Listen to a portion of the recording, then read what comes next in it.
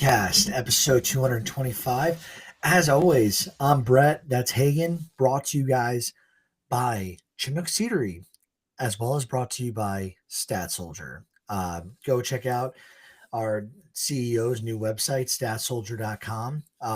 He sent the link a million times in blogs on our website, The Skipper's View. And then use the discount code Chinook, or go to Chinook Ceadery and use the Skipper's View as your discount code for 10% off. Sorry, real tongue tied. That's what happens when you don't record for a week and a half. And then before that, the last time you recorded was like a week and a half before that. So we've been real spacey. We're going to address that after this episode. For those listening, we're going to get on a more regimented off-season schedule. That was number one, what Hagen and I discussed. And Hagen, before we get into all the the meat and potatoes of this, how are you doing? I saw you were almost courtside at the LeBron game last night. I call it the LeBron game, the Lakers game, I should say. I mean, at this point, when he's played 23 years in the NBA, you can just call it the LeBron game anytime he's really playing now, just because it's greatness to watch a guy like that. But yeah, it was a very fun game. Jazz almost made the comeback there. Got a three last second, weren't able to make it, but it was a great game to see that. Yeah, absolutely. Well, let's talk about some baseball. And, I'm going to let you lead this off. And we start off the hot corner with, New York makes a big move with Texas this week. Hagen, repping the Mets right now. Let's hear your live take. Let's break down the trade, and then let's go through it, what we feel about it. Yeah, so for those of you who don't know, Brandon Nimmo was traded to the Texas Rangers in exchange for second baseman Marcus Semien, which was a trade I think surprised everyone in the baseball world. I know there was some rumors last week that Jeff Passan was saying that Nimmo was available, and I honestly didn't really buy him. I thought he was just a lifelong Met there. I know his contract was one he kind of wanted to get out of down the road, but it came to a big shock to me because I thought Brandon Nimmo was going to be a Met for the rest of his life. So, like, as a fan, like, this is probably the most, like, it sucks to lose a guy this much, probably since DeGrom. Like, in my lifetime, those two players, it sucks to lose those guys the most of anybody. But it's a great trade for the Mets, in my opinion. I like the ability that you're getting out of 2 years almost at the back end of the contract, because you're going up $5 million in AAV in the first 3 years with Marcus Semien on the contract there. But he only has a 3-year deal on him, and Nimmo has that 5 years. So it's just better long-term for this team to allocate the money elsewhere. It's not like the Mets are a team that's going to lower the payroll, you have Steve Cohen. He's probably in David Stearns just going to want to reallocate that somewhere else, especially when defense is David Stern's thing. The model that he runs, the way he runs teams, is you have to have very good defense. And the Mets were a bottom 10 to 12 team in defensively last year in baseball, so that just wasn't good enough. And the easiest way to do it was move a guy like Brandon Nimmo. You bring in a Gold Glove caliber second baseman and Marcus Semien, and now you can move Carson Bench, the rookie, over to left field, and you can get a really good center fielder out there. So I think this can just help the defense a lot. It does suck, though, to see Brandon Nimmo leave the Mets, and it's a great gift for the Rangers, and I think Semien could be a very good gift for the Mets too. Yeah, this one, I don't think anyone saw coming. It was kind of a weird one, considering they both kind of play the same position. But I think the Mets, just star power wise, like, and I'm a New York guy. I've heard about Brandon Nimmo for years now, and it seems like Met fans really like him. But is he the guy? Like, is he that glue guy? Is he the Kiki Hernandez of the Mets? There's just like that guy who isn't a superstar but can come out and ball out come the playoff time. We haven't seen it, and partially is that due to the Mets not consistently making the playoffs as of late, and the other half of it is I just don't think that Nimmo is that guy. I don't think he has that X factor. I think he's a great ball player. I think Texas, we're looking at this, they might be looking to, shape up the rotation more with this kind of move. And like, how much was the payroll difference? Was it almost equal? Yeah, so Marcus Semien, I think, was $5 million more a year, but the 2 years less, and the Mets were sending over $5 million. So I think it was a million per year they're paying. Yeah, and to me, that tells me two things. Like, we just saw that they let go of Adolis Garcia. They did not make him a qualifying offer, and they're now trying to, shore up some dollars here. I think Texas is looking at their roster and like looking at it like, we have Wyatt Langford, we have Josh Young, who hasn't been healthy, but when healthy, he can bang. We have a nice core. We have Corey Seager. Uh, I think they got a lot of bats that get hit. And I think that this offseason, they're really going to focus on adding to this rotation, bolstering it, maybe a couple bullpen guys, and maybe one big bat that they bring in. But it seems to me that that's the approach Texas has taken. And then the Mets, exactly what you said, dude. They're never going to stop spending money as long as Uncle Stevie's owning the team. So I think it's a good move for both teams. And this is a weird trade where yeah, and I forgot who was talking about it today. I saw it in one of the group threads, but someone mentioned like how much, AAV between the two players, like how much was involved in this trade in terms of contract value. It's very high up there. You don't see this that often. Usually you see like a star player or, a really good player get moved for prospects, and was not the case. So weird trade to start off the offseason and kick us off. Yeah, it was really weird seeing that. Just you don't normally when these guys are signing these long-term deals. I mean, even a lot of off-season talk last year with my fellow Mets friends. We were talking about like Nimmo is kind of the big next contract to go if you had to try to get ready to get younger on this team. But it was always I don't really know if you're gonna have to do it, especially only paying down $5 million. Honestly, a little surprising to me. I know Brandon Nimmo's still a great player. He's still gonna be right in the middle of that Texas Rangers lineup for him. It's a great move, but I think too, just a big thing that this told me too was Marcus Semien has been a struggling player, especially offensively, the last 2 years on a very struggling Rangers team that outside of the World Series has done nothing with it, with a really good solid core too. And Brandon Nimmo has been a part of a Mets core that's known for not really finishing it towards the end of the year, and they haven't. They had the one run in 2024, but outside of that in his career, they had the 2022 year, and that's really it. So I think it was almost two teams that just said, "Hey, we need to change something up. We need to be better," and you just got to change the core up a little bit there. And it sucks because you like those guys in your team. The fans love them. I know the Rangers fans love Simeon too, but sometimes you just got to make moves like this, and it sucks. Yeah. No, well said. Well said. I'm gonna move on. Let's talk. This is old news, but we kind of just have to give these guys their kudos. And I told Hagen I agree before the show. We're not gonna go more than 60 seconds on this. When we last recorded, the all the awards were going out. The only ones that had not been decided were the AL and NL MVP. Go figure. We had repeat, winners again in Shohei Ohtani and Aaron Judge. Hagen, which season would you want to start? Let's do a quick overview. Who do you want to start with, Ohtani or Judge? Let's start with Aaron Judge. I think we talked a lot about Otani normally, but we could start with Aaron Judge. I mean, it was incredible. I mean, what he did now winning his third MVP in 2022, 2024, now 2025, like he is in very special company now. Like there's not that many guys up to three MVP awards, and he's up there now. I mean, you're gonna make an argument if there wasn't besides Shohei Ohtani, like he's gonna be coming best player the last 10 years. Like I know, and that's with Mike Trout up there because that's just where Aaron Judge is at now. Like, and it's crazy to say. It's just he's the best hitter since Barry Bonds to ever play this game. It's incredible what he does every year. You almost become immune to it a little bit, where you kind of take it for granted. Like when he has a down month and it's 950 OPS, it doesn't feel crazy because you're used to 1,100 OPS from him. So it's just incredible. Aaron Judge does as a player. Yeah, and the one thing I'll comment about this is for those who don't realize, Aaron Judge could have had a fourth MVP already. Back in 2017, he lost to Jose Altuve. We all know what the Astros were doing back in 2017. On top of that, both of them finished their year with an 8.1 B war. So they were exactly the same. They had a 2 game difference. In that difference, Judge scored 16 more runs. He had less hits, but he had double the amount of home runs. He also had double the amount of walks. It was insane. And he was almost batting 290, but like Altuve hit 350 or just under it. But you know, Judge could have beaten him back in 2017. And had we known what we know now about this garbage pails, I don't know. I think Aaron Judge is an automatic Hall of Famer. Um, yeah. Is anything stopping Judge from getting into the Hall of Fame? A steroid use, that's probably the only thing at this point.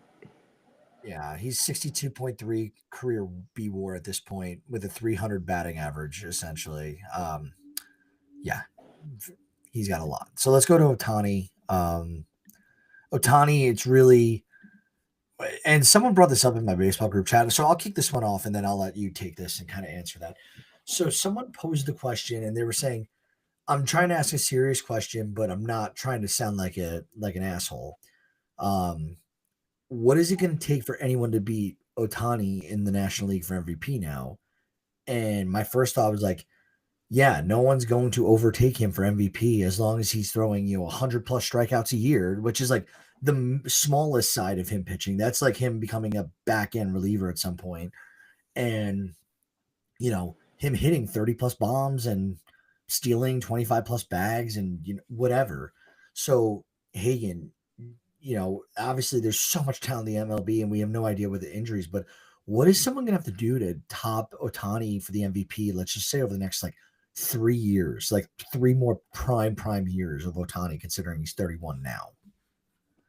I think it actually opens up a really good discussion that I think I could go an hour on this just because it's the same thing where you're like, he's shown now that like he doesn't have to go out there and pitch 150 innings to go and win an MVP and use it to his advantage there. Because remember, even earlier on in the year, it was okay, 50 innings. It seemed like it was once he started climbing a little bit over 50 innings, when people started to sway a little more, like, all right, now we're going to really weigh the whole pitching thing. Because early on, when he had whatever the 20, 30 innings, I don't think we were really thinking about that in an MVP case. But it is crazy because it's like, how do you really compete against this guy? And it's not like the NBA or the NFL where a guy wins the MVP and you get voter fatigue and they're just not really going to vote for the guy anymore, even deserve it. So it's like Major League Baseball, maybe they get that a little bit, but I wouldn't think so because the voters are switching every single year. They're only voting once. Like it's such an incredible. Like I don't know how you really beat them at this point. Like you have to put up an insane level season. Like I only think of like how close in Cal Raleigh and Aaron Judge were. I think it was 17 first place votes to 13 first place votes, which is very, very close. Like if Cal Raleigh is in the National League, does he win over Shohei? I still don't think so. Just from what Shohei Ohtani did this entire year, it just I don't know how anybody beats him. Like I have no answer for that. Yeah, and by the way, I said he's 31. I'm aging him. He's 30. So, obviously everyone knows Mother Time is undefeated against everyone. I'm not saying Otani's old. I'm not saying that his peak is anywhere near the end of done. He's done so many things that are unthinkable that I can't, I'm not putting a label on what his career is going to look like. I'm just saying based off the typical average, like 30 through 34 is like, peak years. And like, then you kind of see it fall off probably around 33, maybe 34. But yeah, 28 to 33 is really what seems to be the sweet spot in the MLB. Um, we'll see if we're back here And again with, what were you saying? I just want to just two quick things on Otani just before we move on from him. Yeah. Just two things. Like the All MLB team that they started doing, they did for 7 years now. They've made the All MLB team. He's made the All MLB team 8 times, and now there's only been 2 players now to win at least 4 MVPs in Major League Baseball history: Shohei Ohtani and Barry Bonds. Well, I believe Bonds has 7 and Shohei's at 4. Damn. That is, people can think what they want about Bonds, but Bonds is Bonds for a reason. Like anytime I see his rookie card, I buy it for my buddy's kids every time. Every time. I don't care. There's no more tainting his name at this point. I'm with you on that. No, but that's great. Elite company to be a part of. Shohei and Bonds. I hope Topps makes a card like that one day, like a 1 of 1 with like Otani and Bonds, like with MVPs. That'd be sick. Let's talk. I'm going to give some updates just on quick, and I'll run through this real quick on MLB news and updates of what's gone on so far in the offseason. Then we're going to close out talking about teams we think are going to be more aggressive, less aggressive. But settle back, folks. Let's see if I can get this in, a minute and a half. So Josh Naylor, he's back to Seattle on a 5-year deal. Huge for Seattle. Los Angeles Angels and Baltimore, they made a trade. Taylor Ward for Grayson Rodriguez. This one, actually, I forgot this was in here. Hagen, do you have anything to comment on this Grayson Taylor Ward trade? I think it's confusing. It's confusing to me. Yeah, it's confusing, and I think the Angels fleeced them on this deal, to be quite honest. I know Grayson Rodriguez is very injury prone, and like no one's going to be surprised if his arm doesn't work and then he's just not pitching really again, or just not a good pitcher at all. But for what Grayson Rodriguez can be and what Taylor Ward is, I know Taylor Ward can be an all-star caliber player for them, but what Grayson Rodriguez can be, he's only got to pitch 1 year in the next 4 years of this contract that he's on. Cheap too, like arbitration, pre-arb right now. He just pitches 1 year out of those. He already makes the value back from Taylor Ward. So like I think that's what the Angels were looking at is they just said, hey, if he pitches just 1 year, we already won this trade. And if he gets two, like whatever we can get from this, that'd be awesome. And I think it's great for the Angels. I really don't know what Mike Elias was really thinking, just because my whole thing is like you can trade Grayson Rodriguez, yes, like I can see why he did that, but it's all you got back was a year of Taylor Ward. Like I just thought that was kind of dumb in my opinion. So I'll quickly comment. Like Tyler O'Neill, Colton Cowser, Leody Taveras, Dylan Beavers, um, and then you're gonna have Enrique Bradfield Jr. at some point too with Taylor Ward. The one word I feel it's crowded. The outfield is crowded in Baltimore, and I don't understand with a team that so clearly had a starting pitching depth issue and talent issue this past season. Grayson Rodriguez going into the season, correct me if I'm wrong, was their number one pitcher in the rotation, was it not? That I'm was like, probably the biggest issue to their season was him going down. yeah. And like I'm trying to think, like I'm sure there's gonna be some smartass who calls me out and says, oh no, it's Kyle Bradish was their number one, or like someone, or Dean Kramer. The point is, Grayson Rodriguez entering the 2025 season, to my understanding, was looked upon as the number one in the Baltimore rotation. You gave it up for a player who Taylor Ward, who's a good player, but you have a crowded outfield. You don't want to spend money. You've notoriously not spent money, and the money that you do have to spend this year has to be on like starting pitching. Why are we taking on Taylor Ward and that 1 year of contract for Grayson Rodriguez on a cheap deal?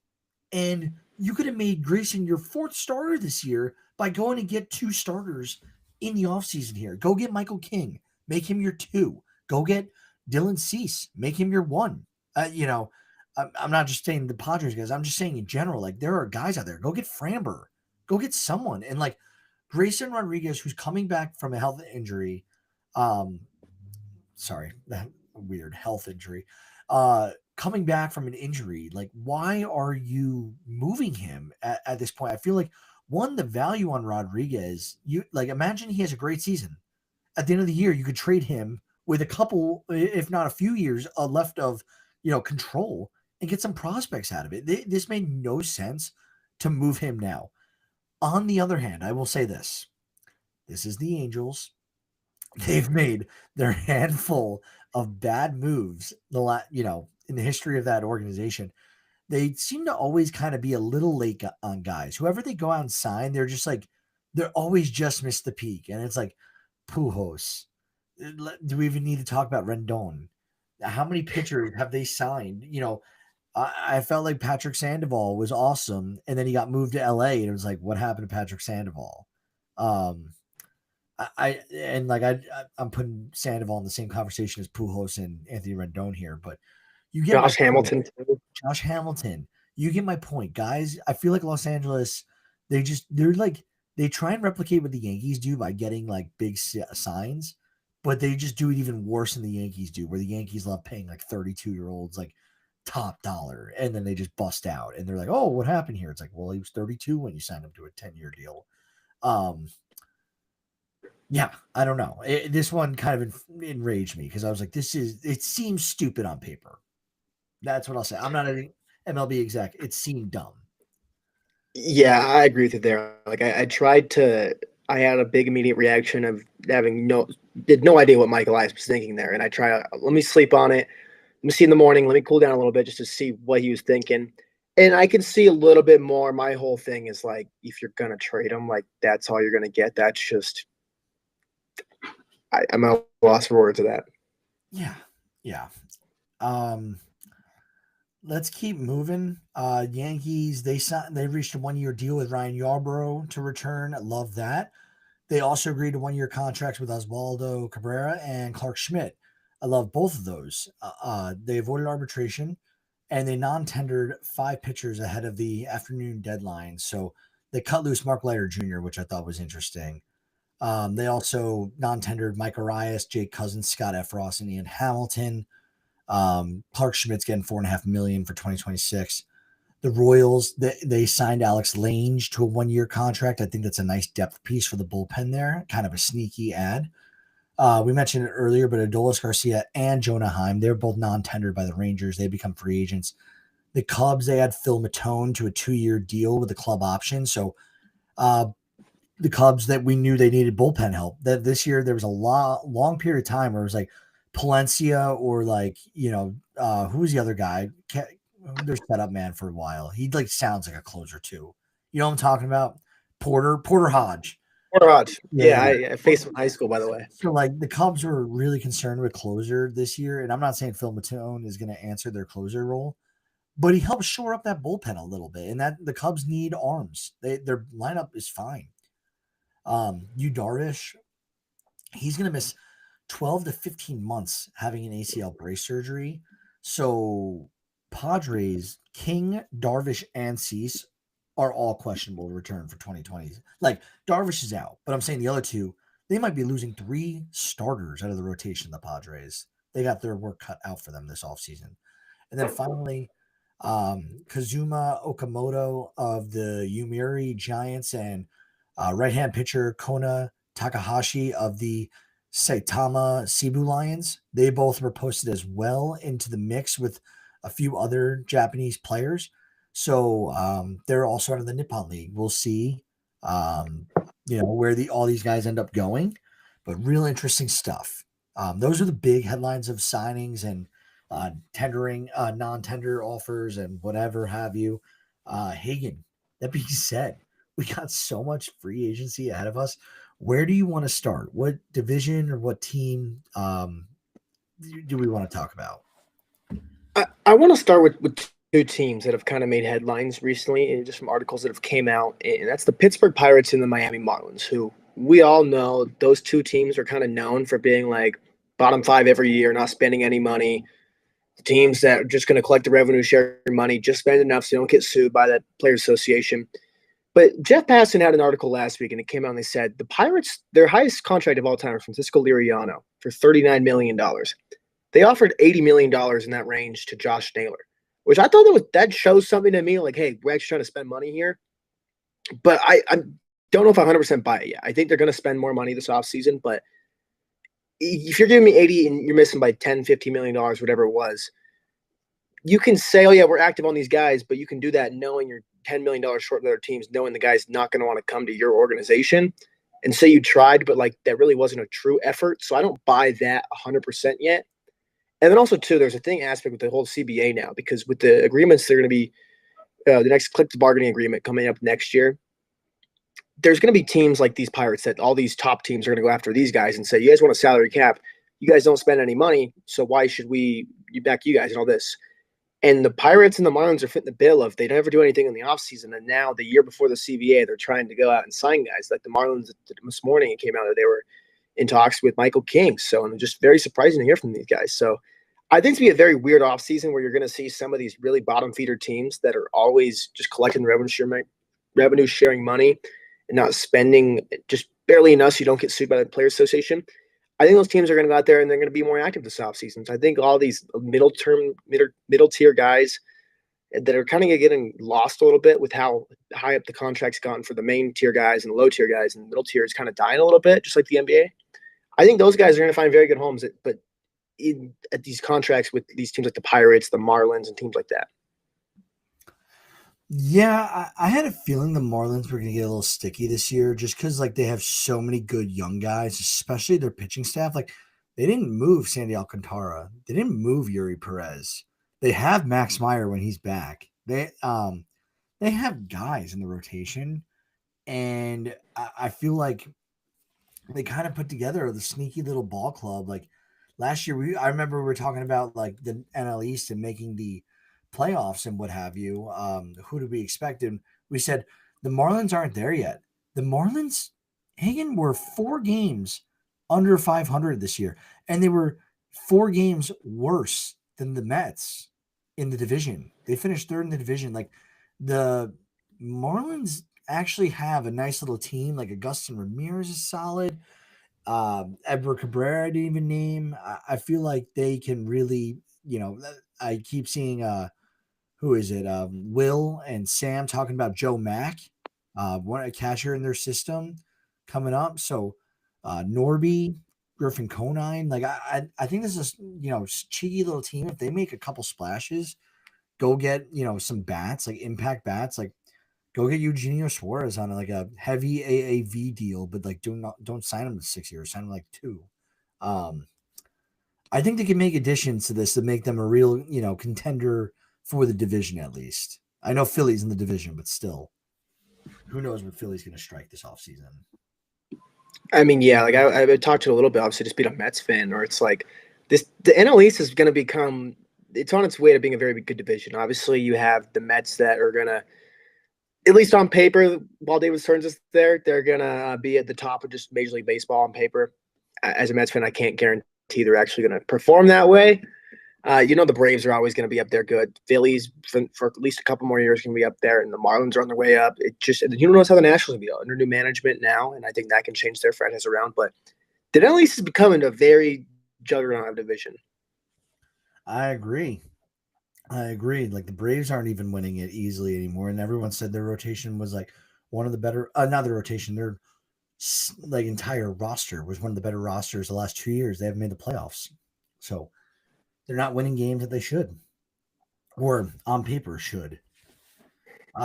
Let's talk about, we talked about New York, who they've added. Like the Yankees, I feel like they're going to be kind of unexciting. It's either they're going to bring back Bellinger once they miss out on Kyle Tucker, or they're going to whiff big on both. And I could totally seeing that happen.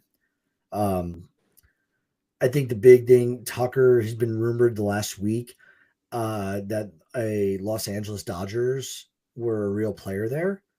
And then that kind of has cooled off a little bit, where the Dodgers saying they're going to focus more on filling the outfield with more, financially suitable options, and then really bolstering the bullpen. What does this mean to you? Do you think that, who do you think is in the driver's seat right now, if anyone, for the Kyle Tucker sweepstakes? It's hard because you really there hasn't been that many words on Kyle Tucker on there. It seems like there hasn't been like a clear, like last year with Soto, there was the clear teams kind of came out early that it was like these teams are in on this guy. And after the Dodgers, I didn't really buy it in the beginning just because I didn't think he was a huge fit for them. I know he fit them perfectly. I just don't know financially if he was. But I still think the Blue Jays still got to be a good player in there. I know just they have the richest ownership group in all of Major League Baseball. I mean, they have a shit ton of money. And I know you already played Vlad, but they can afford to pay Kyle Tucker there as well, too. They have, if the Mets can do that with a Lindor and a Soto thing, they can do that with Tucker and Vlad. So I think Toronto too. They're also they're looking to spend too. They're in on starting pitchers. They don't a lot of markets now on closers. Like they're showing that they're going to pay the premium on guys. They're going to pay a $20 million closer if they want. They're going to pay a Kyle Tucker if they want. It's just, so I think they're probably in the driver's seat if you ask me right now. But there's so many different ways you can go at this now, because there's just like the Giants, I think, are a sneaky one too for Kyle Tucker. There's just, I would say those two are my favorite teams right now for him. Yeah, I wouldn't mind him going to the Giants. Like, I would love him to be in pinstripes in New York, but I don't know. He doesn't seem like a New York guy, and I agree with you. We haven't heard much.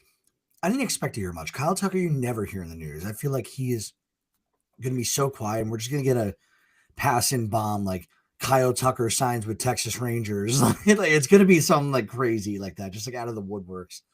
But I think the Giants are a fair team to include there.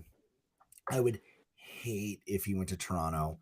That'd be like J Ram going to the Phillies for you. Like that's how bad I would hate that for you. I'm trying to think. We got some big pitchers here.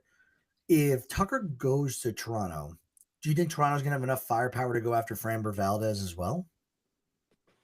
Yes, I absolutely believe so. I believe they're just all in, because especially too, the last few years they're trying to spend all this money on guys but they just haven't got people to really come to them yet. And I think securing a Vladimir Guerrero Jr. changes that thing a lot, because I think a lot of people didn't want to sign there and then be, oh, I don't want it to be, I'm here and everyone else is leaving. I think you could say the Tucker and maybe you don't bring a Bo Bichette back, but I think they're still going to get one of these top pitcher arms. Yeah, I'm interested to see how aggressive they're going to be. Like, obviously, everyone's in on Toronto being big spenders because it does make sense. Like, um, but if they get Valdez and Tucker, one has to assume Bichette is not coming back. Would you say that's fair? I think that's fair. I think it almost comes down to just if you want to get Tucker, like I think you only really need one bat right there, especially. I know you can't really bank on George Springer to do exactly what he did last year, so I know that's going to cool down a little bit, especially just an outlier year he's had. But I think you're right. You can't really go after a pitcher and both those guys. I would at least assume, just from I don't know, but they're not paying that many people like that on long term deals. But then it's just going to hurt you in the future of signing more long term deals. I don't really know. I would assume not. Yeah. We shall see. There's plenty of guys though to talk about. We just hit the half hour mark. So we're gonna conclude our episode today just because there's so many what ifs and we can go in tangents talking about different players and where we think they're gonna go. But I think we hammered the basis of like what's going on in the MLB the last week and a half. Hagen, anything last thoughts before we hop off here? Yeah, I just want to say a shout out to Max Kranick. I know the Mets just non-tendered him, which I was really sad about. One of my favorite Mets relievers that we have on there. But I think the team's going to go out there and sign him, maybe give him that 2-year deal. Just a guy that teams will like. I know he's going to be rehabbing this year from arm surgery. It wasn't Tommy John; it was a little bit less flexor tendon surgery, but he should miss, I think, majority of the year. So I think a team will definitely take a shot on him. If not, just bring back to the Mets, just not on the 40-man roster. But shout out to Max Kranick. Good shout out. I love that. No, that's it from me. Please like and subscribe. That's helps us, a lot with this podcast. I'm sorry, I'm so tongue tied. Um, outside of that, Hagen and I, we will be, going into a more formulated schedule here on out. I know it's been the holidays. I moved. You've been having your life go on too. So we haven't been as consistent as we'd like to be in the off season, but keep looking out for blogs. Subscribe to the website,